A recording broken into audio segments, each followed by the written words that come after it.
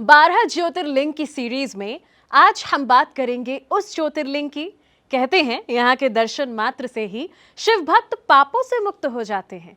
तो कोई कहता है इस ज्योतिर्लिंग के दर्शन से पूरी होती है संतान सुख की कामना। कहाँ है ये? आइए जाने एबीपी लाइव पॉडकास्ट पर घृणेश्वर ज्योतिर्लिंग के बारे में। मगर सबसे पहले एबीपी लाइव पॉडकास्ट को सब्सक्राइब जरूर से कर लीजिए। नमस्कार, मैं मानसी हूं आपके साथ on ABP live podcast. Maharashtra के औरंगाबाद जिले के दौलताबाद से करीब 12 किलोमीटर दूर पर बसा है ये ज्योतिर्लिंग घृणेश्वर, जिसे घुश्मेश्वर भी कहा जाता है। भगवान भोलेनाथ का ये प्रसिद्ध मंदिर और औरंगाबाद शहर से करीब 30 किलोमीटर दूर वेरुल नामक गांव में है। घृणेश्वर ज्योतिर्लिंग अजंता और एलोरा की गुफाओं के पास बना है। इस शिवलिंग की कथा घुश्मा नामक शिव भक्त से जुड़ी हुई है, जिसके नाम पर ही इस ज्योतिर्लिंग का नाम घृणेश्वर या घुश्मेश्वर पड़ा। घृणेश्वर मंदिर की प्राचीन इमारत मुगल और मराठा राजाओं की लड़ाई में कई बार नष्ट हुई थी और कई बार इसे फिर से बनाया गया। इंदौर की रानी अहिल्याबाई ने 18वीं शताब्दी में वर्तमान मंदिर का पुनर्निर्माण कराया था।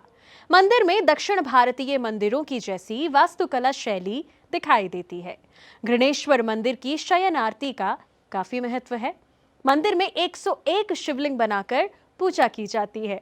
यहाँ आने वाले भक्त 101 परिक्रमाएं भी करते हैं। मंदिर के पास ही एक सरोवर भी है। भक्त घृणेश्वर के साथ ही इस सरोवर के दर्शन करने भी आते हैं। यहाँ एक लक्ष्य विनायक नाम का बहुत ही पुराना गणेश मंदिर भी है। ये मंदिर 21 गणेश पीठों में से एक माना जाता है। पौराणिक कथा के मुताबिक पुराने समय में इस एरिया में एक ब्राह्मण सुधर्मा और उनकी पत्नी सुदेहा रहा करते थे। इनकी कोई संतान नहीं थी, इसीलिए सुदेहा ने अपनी छोटी बहन घूष्मा का विवाह अपने पति सुधर्मा से करवा दिया। सुदेहा की बहन घूष्मा शिव की परम भक्त थी। वो हमेशा शिव जी की पूजा में लगी रहती थी। उनके मन में किसी के लिए कोई ईर्ष्या, लालच, क्रोध, ऐसी कोई बुराइयां नहीं थी। विवाह के बाद घूष्मा और सुदेहा के यहाँ पुत्र संतान का जन्म हुआ। अपनी बहन घूष्मा के यहाँ पुत्र होने से सुदेहा को ईर्ष्या होने लगी। सुदेहा के मन में जलन की भावना इतनी बढ़ गई, एक दिन उसने अपनी ही बहन के बेटे की हत्या कर दी। हत्या के बाद बालक का शव एक कुंड में डाल दिया। जब ये बात घुश्मा को मालूम हुई तो वो बिल्कुल डरी नहीं, निराश भी नहीं हुई। उसने शांति बनाए रखी और शिवजी की पूजा करनी शुरू कर दी। भक्त घुश्मा की भक्ति से शिवजी प्रसन्न हो गए। शिवजी घुश्मा के सामने प्रकट हुए। भगवान ने घुश्मा के पुत्र को जीवन दान दे दिया। घुश्मा का पुत्र लौट आया। घुश्मा ने शिवजी से प्रार्थना की थी कि अब से वो यहीं विराजमान रहें ताकि यहाँ भक्तों को आपके दर्शन का लाभ मिल सके। भक्त की इच्छा पूरी करने के लिए कहते हैं कि शिवजी यहाँ ज्योति रूप में विराजित हो गए। घुश्मा के नाम से ही इस ज्योतिर्लिंग का नाम घुश्मेश्वर पड़ा है। घृणेश्वर मंदिर जाने की योजना बनाने वाले भक्तों के लिए मंदिर पूरे साल खुला रहता है, जिससे किसी भी समय भगवान शिव का आशीर्वाद लेने भक्त आ सकते हैं।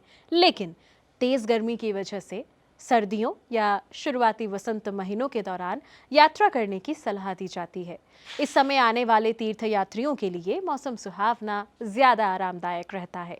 घृणेश्वर की यात्रा के लिए सर्दी सबसे पॉपुलर और यकीनन सबसे अच्छा समय है।